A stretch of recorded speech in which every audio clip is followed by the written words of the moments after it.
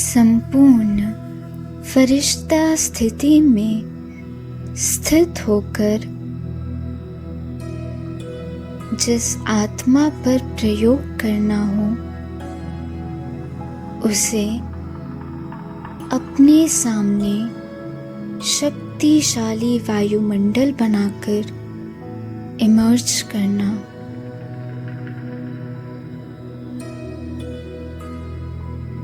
मुझ आत्मा का कनेक्शन परम धाम में शिव बाबा से है और मुझसे पवित्रता की शक्तिशाली किरणें निकलकर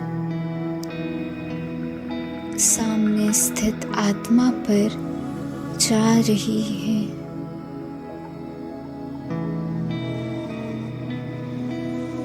अपनी शुभकामना, शुभ भावना, रहम दिल स्वभाव द्वारा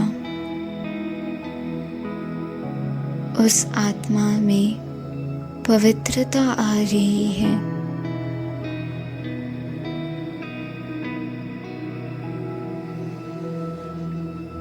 फिर वह ज्ञानी हो या अज्ञानी, उसमें परिवर्तन हो रहा है।